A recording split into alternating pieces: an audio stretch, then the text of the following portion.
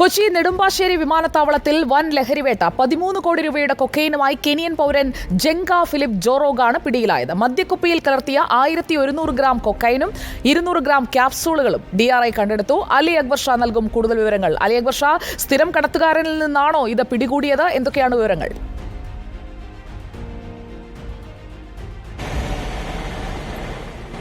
നെടുമ്പാശ്ശേരിയിൽ നിന്നാണ് ഇപ്പോൾ വലിയ തോതിലുള്ള ഒരു ലഹരി വേട്ട നടന്നിരിക്കുന്നത്. DRI ആണ് ഈ ലഹരി പിടികൂടിയിരിക്കുന്നത്. 13 കോടി രൂപയുടെ കൊക്കൈനാണ് പിടികൂടിയിരിക്കുന്നത്. ഈ 13 കോടിയുടെ കൊക്കൈനുമായി കെനിയൻ പൗരൻ നെടുമ്പാശ്ശേരി വിമാനത്താവളത്തിൽ നിന്നാണ് നിലവിൽ പിടിയിലായിരിക്കുന്നത്. ഇതിൽ ഈ മദ്യക്കുപ്പിയിൽ കലർത്തിയ നിലയിലായിരുന്നു 1100 ഗ്രാം കൊക്കൈൻ ഉണ്ടായിരുന്നത്. 200 ഗ്രാം കൊക്കൈൻ ക്യാപ്സ്യൂൾ ആക്കിയ നിലയിലുമായിരുന്നു. ഇതിൽ എടുത്തു പറയേണ്ട കാര്യം, കേരളത്തിൽ ആദ്യമായാണ് ഇത്തരത്തിൽ ദ്രാവക രൂപത്തിൽ കൊക്കൈൻ പിടികൂടുന്നത്. മദ്യക്കുപ്പയിൽ നിന്നും മദ്യം ഒഴിവാക്കിയ ശേഷം ഒരു ദ്രാവകത്തിൽ കലർത്തി കൊക്കൈൻ ഈ കുപ്പിയിലാക്കിയിരിക്കുകയായിരുന്നു. ഈ നിലയിലുള്ള ഒരു ലഹരി വേട്ട ഇതാദ്യമായാണ് കേരളത്തിലെന്നും DRIയിൽ നിന്നും ഇപ്പോൾ മനസ്സിലാക്കാൻ സാധിക്കുന്നുണ്ട്.